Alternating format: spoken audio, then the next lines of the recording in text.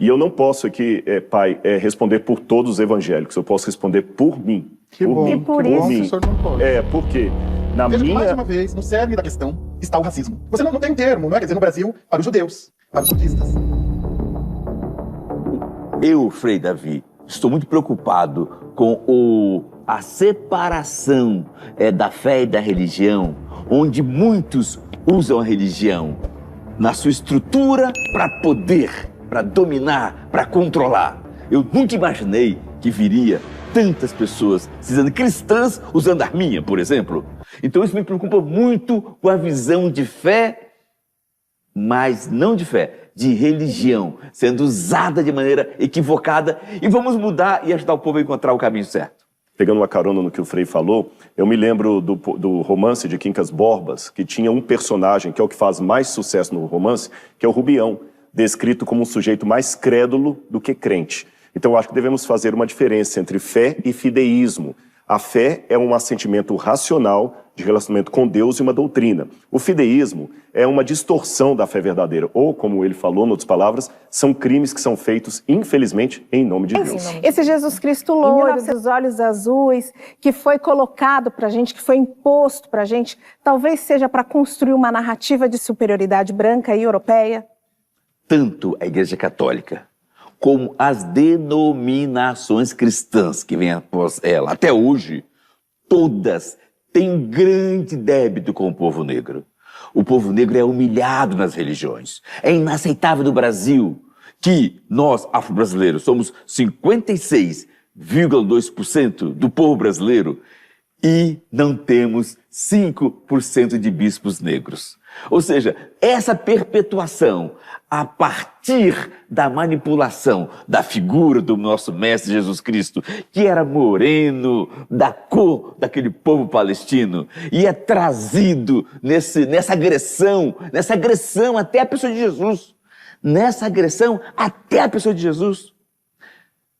Branca, loira, isso não pode continuar. E cabe a nós, padres, pastores e demais denominações religiosas em geral, combater-se e deixar a igreja nua para ser verdadeira.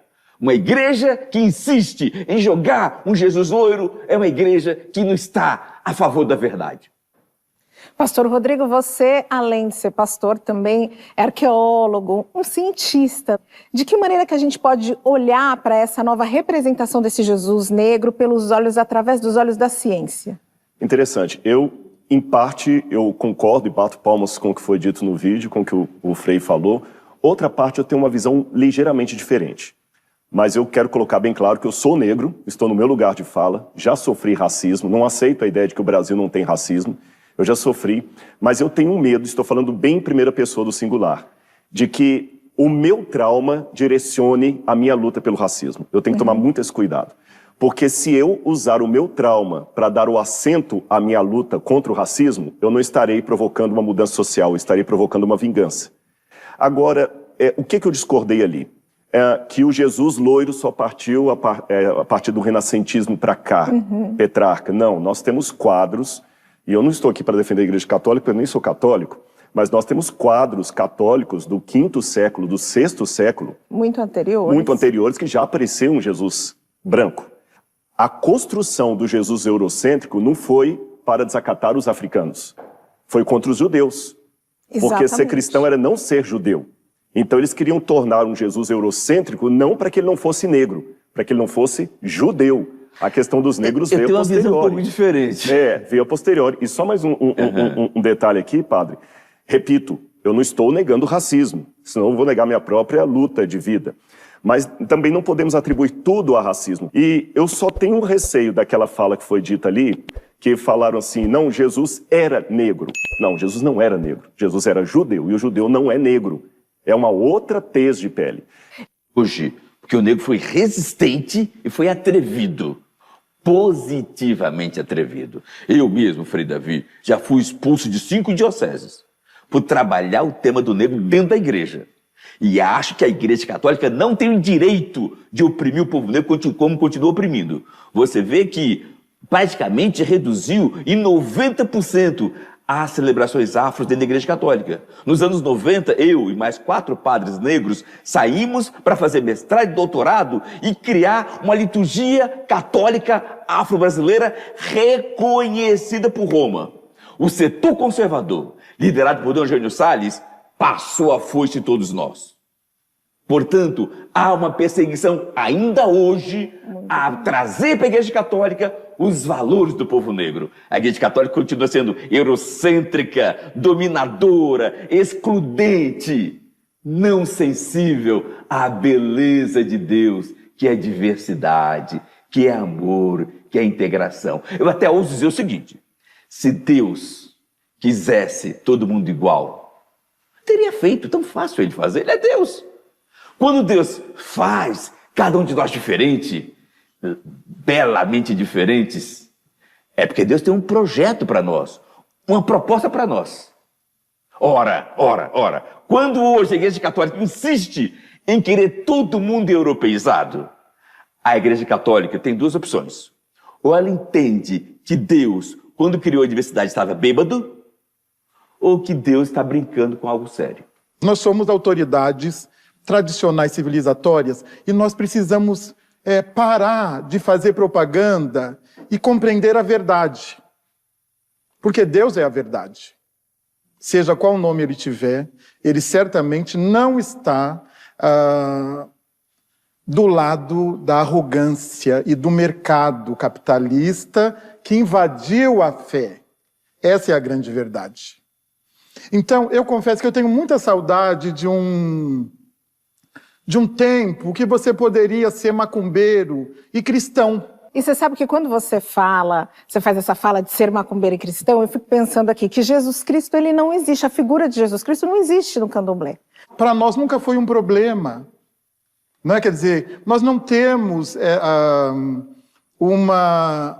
um propósito hegemônico, não é? Quer dizer, nunca foi um problema para nós. Até hoje, não é? Quer dizer, até hoje, de verdade, Jesus está na Umbanda, está no Candomblé, está na Jurema Sagrada, está no Xambá, está no Xangô de Pernambuco, até hoje está. Você vai lá, eu sou linguista, né? E portanto minha especialidade é o discurso. Você vai lá, você vê os cantos, você vê a oralidade e a figura de Jesus, a figura de Nossa Senhora da Aparecida está presente, não é, nessa religiosidade. A grande questão, e por que eu fui me afastando de Cristo? Porque eu precisava me proteger. Eu precisava me proteger, porque também não faz sentido que eu participe, não é, de uma confissão religiosa que não me aceita, que me sataniza, que me coloca num lugar de inferior. Quer dizer, uma confissão religiosa de tamanha arrogância que se coloca como única verdade no mundo. E eu concordo muito com Frei Davi, concordo muito com ele.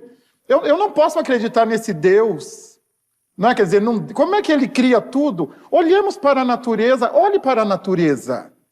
A natureza ela é hegemônica, ela é padronizada. E como é que hoje, não é? Quer dizer, um projeto político religioso, notadamente, não é? Quer dizer, ligado às religiões evangélicas que chegaram ontem. A nossa espiritualidade africana tem 6.000 anos antes da invenção da religião. De que maneira que a gente pode olhar para essa história? Engraçado, não é, que eu não vejo os evangélicos pegando elementos budistas, elementos Hare Krishna, elementos judeus. Por que eles só pegam elementos negros? Elementos ligados às tradições diaspóricas no Brasil. Por quê? Não é? Você não vê esse tipo de afronta, e eu chamo de falta de ética, com elementos de outras culturas e religiosidades. Só há um nome para isso: racismo.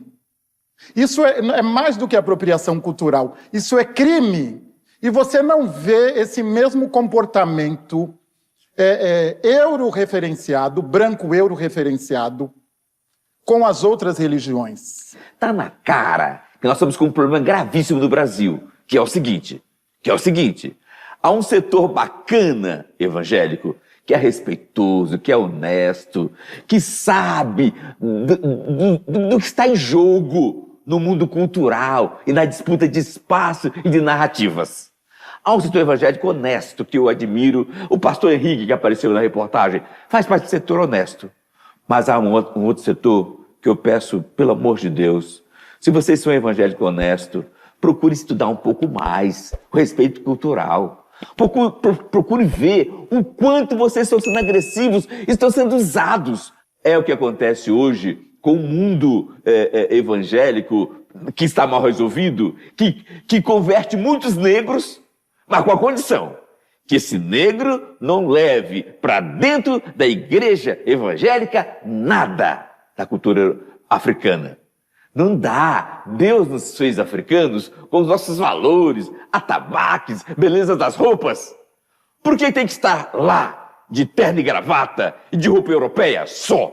Isso é crime, afronta cultural, evangélicos, de todas as denominações. Meus irmãos, vamos discutir com consciência e ciência o que está acontecendo. E aqui eu faço um apelo aos meus irmãos do Ministério Público Estadual e Ministério Público Estadual. Vocês estão sendo omissos na defesa do povo negro.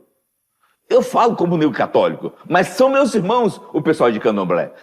Fui em várias reuniões onde o Ministério Público parece falar bonito e depois não faz nada. Ministério Público, sejam nossos irmãos. Frei Davi, faça isso conosco. A gente ainda tem muito assunto para tratar aqui no programa, mas eu preciso sair para fazer um break. Veja que, mais uma vez, no cerne da questão está o racismo. Você não tem um termo, não é? Quer dizer, no Brasil, para os judeus, para os budistas, para o Hare Krishna. Quer dizer, então, é muita desonestidade intelectual você tirar o racismo das tensões, não é, entre as religiões cristãs e as religiões hegemônicas. As religiões hegemônicas cristãs e todas as outras denominações e as religiões afrodiaspóricas. A gente não pode tirar. É racismo, é tudo racismo, né? O que acontece hoje com as religiões afrodiaspóricas no Brasil é criminalização. Nós somos criminalizados. Quer dizer, eu posso perder o emprego por ser de terreiro, eu posso perder parte da minha família neopentecostal, não é? Quer dizer, se eu sou de terreiro e parte da minha família é neopentecostal, eu não posso lavar as roupas brancas na casa da minha própria mãe. Que religião é essa? Que religião é essa? Que fé é essa? Eu só quero o direito à existência. Eu sempre digo isso. Eu não quero que todo mundo seja de candomblé. A minha religião não depende da inexistência do outro. Eu não preciso que o outro inexista para continuar com a minha fé. Sua região. Pastor Rodrigo, eu queria voltar naquela nossa reportagem lá de Salvador, do acarajé, da Bahia, do bolinho de Jesus, porque eu queria te ouvir sobre essa discussão ali baiana. Muito bem, eu começo a minha fala aqui até dizendo uma coisa para o telespectador que está em casa entender. Vocês já perceberam no primeiro bloco que houve uma discordância entre mim e o Frei Davi, e certamente haverá também com o pai Sidney. Mas eu quero elencar aqui um provérbio, já atribuíram a Santo Agostinho, Tertuliano, o autor do provérbio se perdeu na história, mas eu vou citá-lo que ele continua sendo verdadeiro. No essencial, unidade. No não essencial, diversidade. Em tudo, caridade. Então, naquilo que é essencial, eu acho que não pode ter a opinião dele e a opinião minha. Racismo é crime, ponto. Aqui não tem cada um. O que você acha do racismo? Não existe isso. Isso aqui, unidade. Naquilo que não faz parte disso, ele tem a crença dele, eu tenho a minha. Agora, em tudo, caridade. Veja bem, como eu falei, eu sou negro, já sofri racismo, sofro ainda. Então, não estou contando uma história que eu li num livro, mas eu falei, eu tenho medo de usar o meu trauma para dar assento ao meu racismo. Por quê? Por exemplo, eu percebi duas atitudes aqui, não deles, mas eu digo das matérias. Na primeira, quando houve uma apropriação do bolinho de acarajé pelos evangélicos, isso foi abominado, porque isso pertence à cultura afro. Mas quando na outra matéria houve uma apropriação do catolicismo europeu por religiões de matriz africana foi parabenizado. Então, quer dizer, até que ponto, você está entendendo? Se eu estou procurando aqui uma integração cultural, por que é aplaudível uma missa com um tom afro, mas não é aplaudível um evangélico vendendo acarajé de um jeito evangélico? Quando disseram aqui, os evangélicos não se apropriam de outras religiões, só das africanas. Isso não é verdade. Tem um monte de igreja evangélica aí com pastor usando talit, usando kippah e colocando menorá no altar. Isso não é isso é judeu. Isso é judeu. Tem um monte de igreja evangélica fazendo isso. Tem um monte de igreja evangélica se apropriando de coisas budistas também, quando vai para a janela 1040. Então eu temo tornar a África uma espécie de africanização, que tudo que é bom tem que vir da África. Lembrando que eu sou brasileiro. Eu não tenho só sangue africano na minha veia, porque eu já procurei minha ascendência. Eu tenho cristão novo, para quem não sabe em casa, é judeu que foi convertido à força no catolicismo. Eu tenho índio no meu sangue, eu tenho africano no meu sangue. Então eu tenho o português, o índio, o africano e o judeu. Eu tenho os 4. Por que eu só posso privilegiar uma das etnias? Então eu tenho essa preocupação. Isto não significa, da minha parte, negação do racismo. Por favor, eu quero acentuar isso aqui. Mas eu acho que a luta de Jesus é por todos os oprimidos, e não apenas um deles.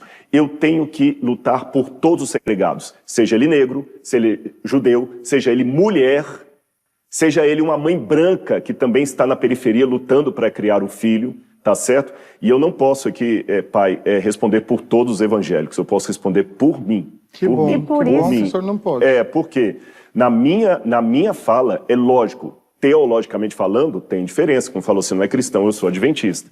Mas jamais eu iria apoiar alguém desacralizar um culto. Aliás, eu quero só falar uma coisa, que não em propaganda da minha religião, mas a minha crença. Eu advogo, entre as minhas formas doutrinárias, a separação absoluta entre igreja e Estado. Porque um bom presidente, um bom governante, não pode governar só para os adventistas. Eu quero que no bairro eu tenha tanto direito a ter uma igreja adventista, como você tem direito a ter um centro espírita. E por isso que aqui o Estação Livre eu comecei dizendo que a gente era um espaço de tolerância, para que vozes como a de vocês tenham espaço e possam falar aqui o que vocês acreditam e têm como verdade. Pessoas que vestem sapatos de couro, bolsa de couro, roupas de couro, mas veem como um problema a galinha da macumba. Essa intolerância, isso mostra a intolerância, o seu ver. Essa intolerância nos últimos tempos, ela vem crescendo, ela vem diminuindo. Olha, pelas mãos, não é, de deputados e vereadores do Rio Grande do Sul, nós fomos parar no STF, no Supremo Tribunal Federal. Quer dizer, a morte da galinha, né, como diz Dr. Édio, vale mais que a morte do corpo preto. Os evangélicos nos levaram porque eu sou um negro de candomblé. Eles nos levaram ao Supremo Tribunal Federal. Isso é desperdício de erário, não é? Quer dizer, então nós estamos diante, não é, de lavagem cerebral e diante de um projeto político de poder. E eu preciso dizer que a religião foi inventada ontem. Antes da religião, nós já sempre tivemos uma espiriticidade negra. Sempre. Porque para os negros não há separação entre a dimensão espiritual e a dimensão material. Eu tenho mais uma coisa importante a dizer. A religião é a privatização da espiritualidade. Hoje o capitalismo fez da religião a privatização da espiritualidade na sua origem, berço do mundo, africana. Enquanto o pai estava falando aqui, eu estava lembrando de algumas situações que eu também já fui discriminado por ser evangélico. Então eu vou dar 2 exemplos para vocês aqui. Eu vou dar um exemplo vergonhoso, que corrobora com o que ele está falando. Uma vez eu trabalhei, quando eu fiz a faculdade de teologia, vendendo livros de porta em porta. E eu lembro que eu cheguei na casa de uma mulher, ela falou assim, você é crente? Eu falei, sou, então não vou te receber na minha casa. Eu falei, por quê? Ela falou, porque uma vez eu trouxe um crente para orar na minha casa, quando ele viu uma imagem de Nossa Senhora Aparecida, ele virou e falou o seguinte, tira essa negrinha daqui, senão você vai para o inferno. Ela falou, se eu estou no inferno, então o que você está fazendo aqui? Olha que vergonha. Eu falo isso aqui porque, infelizmente, existem... Eu sei que a minha vida é a única Bíblia que muito não adventista vai estar lendo lá fora. Eu digo Bíblia não no sentido de exclusividade, mas no sentido que a única doutrina adventista que talvez vocês vão conhecer aqui é o meu comportamento. A primeira doutrina da minha igreja chama-se Rodrigo Silva. Eu tenho essa consciência. E eu lamento muito, pai, pelas discriminações que vocês passaram por alguns evangélicos. Eu só faço um pedido muito singelo aqui. Eu sei que também é sem querer, mas a fala, os evangélicos nos levaram, ela também me dói. É pesada. Eu me sinto discriminado. Porque eu nunca levei um espírita à justiça por causa do direito dele. E eu sou um evangélico. Então, quando eu falo assim, os evangélicos nos levaram, os brancos nos levaram, totalitariza e me inclui. E eu sou preto, sou pastor, sou evangélico e eu nunca levei um espírita à justiça. Existem, eu não tenho vergonha de admitir pela câmera, existem muitos evangélicos que dão vergonha, são como pantufa. Dentro de casa é confortável, na rua dá vergonha de usar. Eu admito isso. E admito que a minha vida é a pior ou a melhor propaganda do Jesus que eu adoro. Também admito isso. Mas, por favor, não usemos linguagens inclusivas. Há muitos evangélicos, o Frei falou aqui, né, o pastor, não lembro o nome dele, que faz um trabalho bom, que reconhece. É lógico, em termos doutrinários, eu não sou católico. Eu não sou espírita, então tem uma doutrina que é diversa da deles. Mas em termos de irmandade, eu não fui um hipócrita quando eu o abracei, tirei uma foto e perguntei se eu poderia colocar no Instagram.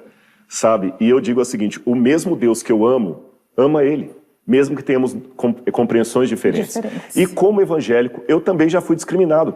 Então, assim como um negro às vezes é discriminado pela cor da pele, pelo tipo do cabelo, um evangélico também já foi discriminado. Então, vamos juntar forças e vamos dizer não à discriminação, seja para o espírita, seja para o evangélico, e cada um com a sua ideia, respeitando a ideia do outro. Vamos dizer não à intolerância religiosa. Os cristãos cumprem o importante papel de acolher pessoas em cárcere.